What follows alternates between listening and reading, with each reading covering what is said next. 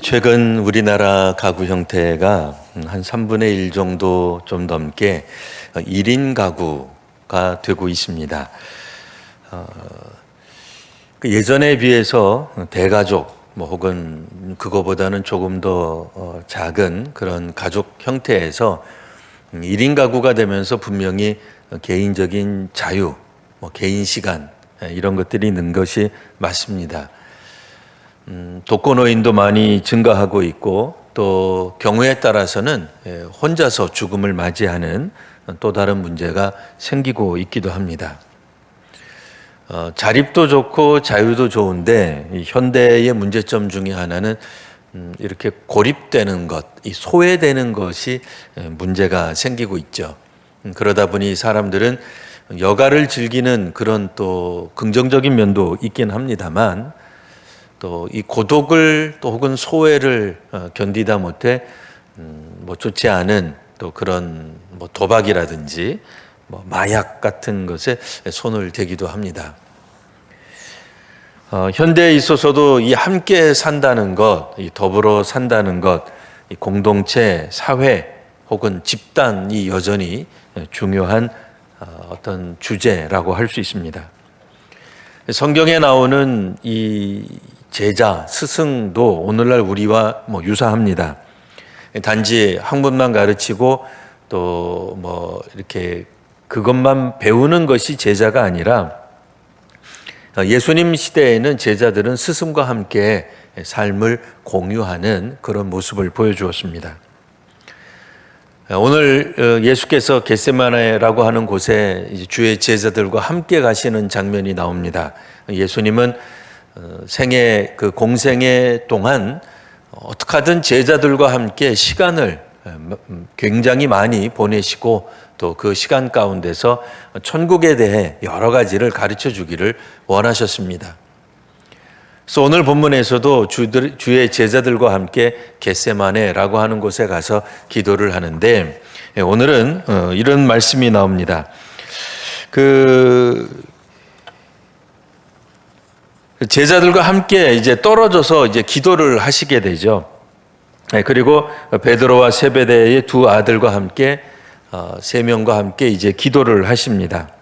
그때 예수께서는 고민과 슬픔의 기도를 하시기 때문에 여기서 잠시 머물러 있어라. 그러면서 말씀하시기를 자, 나와 함께 깨어 있어라. 라는 얘기를 합니다. 이 주의 제자들이 예수님과 함께 깨어 있다라고 하는 것이 사실 제자로서 스승에 대한 본분이라고 할 수도 있고 예수님 뒤따른 제자들에게 또한 요구되는 어떤 삶의 태도다라고도 볼 수 있습니다. 근데 이제 문제는 제자들이 우리 성도님들이 잘 아시는 바와 같이 모두 다 자고 있습니다.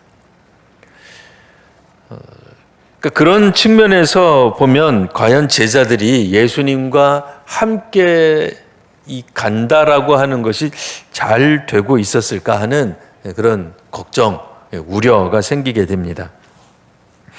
세 번 모두 자고 있다가 예수께서 말씀하셨죠. 이제는 자라, 자고 쉬어라. 보라, 때가 가까웠으니 인자가 죄인의 손에 팔리느니라. 일어나 함께 가자. 보라, 나를 파는 자가 가까이 왔느니라. 여전히 예수님께서는 주의 제자들이 자고 있었음에도 마지막 순간까지 함께 있기를 원하셨습니다. 또 실제로 주의 제자들 자신들도 예수님과 더불어 함께 살아가겠다고 누누이 강조했던 이야기가 앞부분에 나옵니다.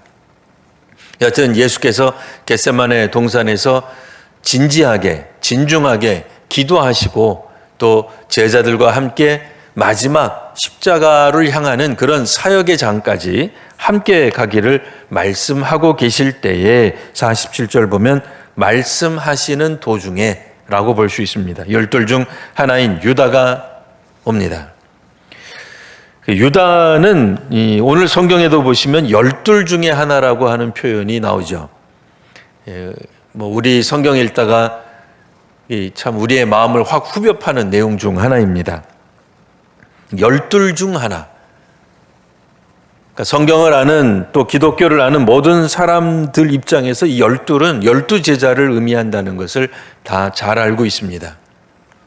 예수님의 제자요. 그 수많은 제자들 중에서도 특별히 뽑힌 12명. 그러니까 그중 하나인 유다가 왔다라고 이야기를 합니다. 그리고 대제사장과 정확하게는 이제 대제사장들과 백성의 장로들에게서 우리식으로 말하면 종교 지도자 그리고 정치 지도자, 그러니까 종교인과 정치인에게서 파송된 큰 무리가 유다와 함께 예수께 나옵니다. 47절 하반절 보시면 유다와 함께 했다라고 하는 본문이 나오죠. 놀랍게도 이 말씀은 이제 우리가 조금 있다가 읽게 될 말씀 어떤 내용의 전개에 따라서 예수님의 제자들은 예수님과 끝까지 함께 하지 않습니다.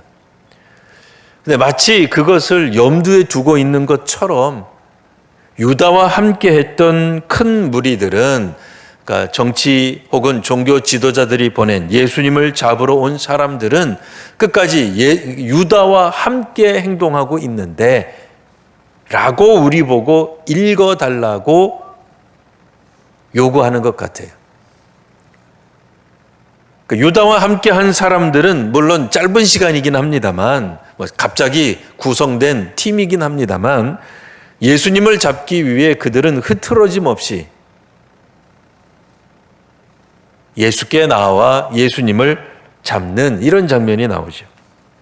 48절 예수를 파는 자가 이렇게 이야기를 합니다. 내가 입을 맞추는 자가, 내가 인사하는 자가, 스승과 제자 사이에 그런 유대 관계에서 하는 존경의 표시로서 하는 그 입맞춤, 당시에 인사하는 우호적인 인사가 신호다라고 얘기를 합니다. 유다와 함께 했던 사람들이 그 신호를 잘 알아듣고는 예수님을 잡으려고 합니다. 그때 유다를 맞이하면서 예수께서 말씀하십니다. 50절, 친구여 내가 무엇을 하려고 왔는지 행하라. 예수께서는 무엇을 하려고 왔는지 이미 알고 계시죠. 그래서 그가 하려고 하는 일을 성공하라, 완성해라, 끝까지 이루어라 이야기를 합니다. 그리고 다시 한번 51절에 보면 예수와 함께 있었던 자 중 하나가 라고 하는 표현이 나옵니다. 손을 펴 칼을 빼어 대제사장의 종을 쳐서 그 귀를 떨어뜨렸다. 그 예수님과 함께 있었던 자 중에 하나가 베드로인 것을 우리 다 잘 알고 있습니다. 근데 그냥 베드로 이러면 될 텐데 역시 마태복음에서는 그 이름을 직접 말하지 않는 대신에 예수와 함께 있던 자 중에 하나, 어쨌든 예수와 함께 있던 자라는 뜻이죠. 이 말은 베드로의 정체성을 다시 한번 이야기해 줍니다. 제자들이라고 하는 사람들은 도대체 뭐 하는 사람들이냐? 스승과 함께 하는 사람들이, 함께 있는 사람들입니다. 그냥 가르침만 학교에서 배우는 정도가 아니라 이때만 하더라도 3년 내내 예수님과 함께 동행하던 사람을 뜻하는 거죠. 예수와 함께 있던 자라고 하는 이 글은 결국 베드로 또한 예수님과 함께 있지 못할 것을 마치 예고하는 듯 합니다. 오늘 본문에 직접 나오지는 않습니다만 우리가 내일 읽게 될 본문에는 베드로가 예수님을 3번 부인하는 장면이 나옵니다. 그때 예수님과 함께 있었던 자라고 하는 그 명칭, 호칭, 이것이 베드로에게는 굉장히 끔찍한 소리가 됩니다. 지금은 예수와 함께 있던 자라고 하는 표현이 굉장히 자랑스러운 표현이 되어 있지만 내일 우리가 새벽에 읽을 말씀에 가게 되면 베드로를 보고 한 여종이 말을 하죠. 내가 예수와 함께 있던 자다. 근데 그거를 부인해요. 여튼 51절에 보시면 예수와 함께 있던 자 중에 하나가 손을 펴서 대제사 종을 쳐 그 귀를 떨어뜨리게 됩니다. 예수님이 말씀하시기를 내 칼을 도로 칼집에 꽂으라. 칼을 가지는 자는 다 칼로 망하느니라. 오늘날에는 보복과 복수가 지극히 당연한 것으로 여겨지는 그런 사회입니다만 예수님은 하나님의 뜻이 이루어지는 것에 그대로 두고 볼 것을 말씀하십니다. 무력으로 말하자면 예수께서는 53절에 12군단이나 더 되는 천사를 보내시게 할 수 있는 하늘의 상황, 주님의 권능, 이런 것들을 말씀하시지만 주님은 그런 권능을 사용하지 않으십니다. 그리고 말씀하시기를 이제 너희들은 나를 잡으러 가라. 잡는 것을 허용하시면서 말씀하시기를 너희가 강도를 잡는 것 같이 칼과 몽치를 가지고 나를 잡으러 나왔느냐. 내가 날마다 성전에 앉아 가르쳤으되 너희가 나를 잡지 아니하였도다. 그러나 이렇게 된 것은 다 선지자들의 글을 이루려 함이니라. 예수님은 자신의 잡히심을 허용하십니다. 이 모습을 보자 주의 제자들이 오늘 말씀에 이렇게 나와 있어요. 56절 중반쯤 보시면 이에 제자들이 다 예수를 버리고 도망하니라.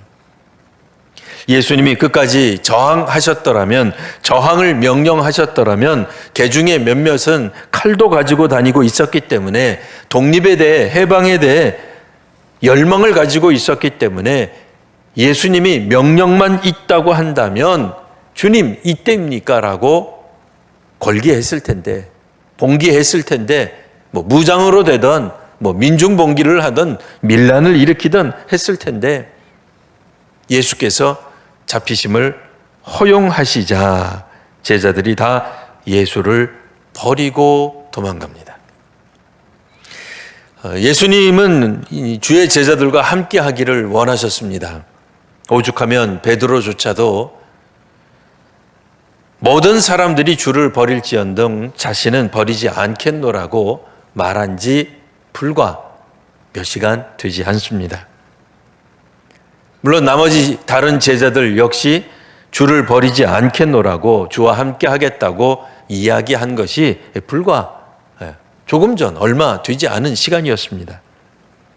그러나 이제 제자들은 다 예수를 버리고 도망갑니다. 오늘 본문에서는 두 가지가 대조되어 있죠. 유다를 통해서 악한 사람도, 악인들도 함께 할 때에 그 뜻을 이루는 것을 보게 됩니다. 악인들조차도 악행을 저지를 때에 함께하는 모습을 보여줍니다. 그러나 예수님과 함께 했던 제자들은 안타깝게도 예수님과 함께하지 못하는 모습을 보여줍니다. 예수님과 함께 한다는 것이 평화의 때요, 부흥과 성장의 때는 훈장처럼 여겨질 것입니다. 예수님과 함께 하는 사람이다. 내가 예수님의 최측근이다. 예수님의 제자다. 교회에서 항존직이다. 라고 하는 것이 안타깝지만 위기와 환난의 때에는 불명예가 될 수 있습니다. 오병이어 기적이 일어나고 병자가 고침받고 귀신이 쫓겨날 때 예수님과 함께 한다는 것은 얼마나 자랑스러운 일인지 모릅니다.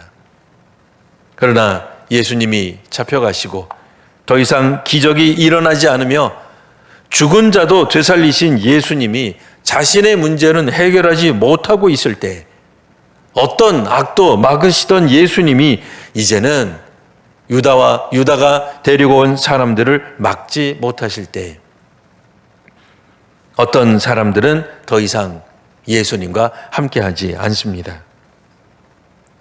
비단 성경에 나와 있는 제자들뿐 아니라 현실을 살아가는 우리들도 이런 모습을 보일 수 있습니다.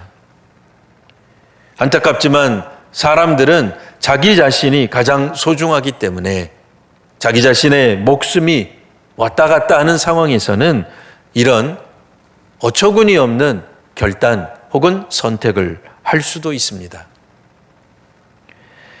예수님께서는 지금 이와 같은 제자들이 함께 하지 못하는 것을 비난하거나 힐난하지 않습니다. 다만 겟세마네 동산에 함께 했던 것처럼, 아니 지난 3년간 예수님과 함께 했던 제자들에게 끝까지 다시 한번 예수님과 함께 하기를 말씀하고 계십니다. 마태복음에서는, 마태는 놀랍게도 예수님이 이제 겟세마네 동산 마지막 순간에 자 일어나자 나 함께 가자 보라 나를 파는 자가 가까이 왔느니라 라고 했던 말을 집요할 정도로 오늘 본문 그리고 읽을 때 예수와 함께 했던 자라고 하는 말을 사용하고 있습니다. 칼을 들어 적을 섬멸할 때는 예수와 함께하는 자가 자랑스러울지 모르지만 예수님은 칼을 드는 것은 거절하셨습니다. 그리고 제자들은 모두가 다 도망치는 모습을 오늘 본문에서 살펴봅니다. 다시 한번 예수님을 뒤따르는 예수님의 제자가 된다는 삶이 무엇인지 깊이 묵상하는 이번 한 주간 되시기를 바랍니다. 주와 함께 끝까지 살아가는 인내하는 우리 귀한 성도님들 되시기를 기원합니다.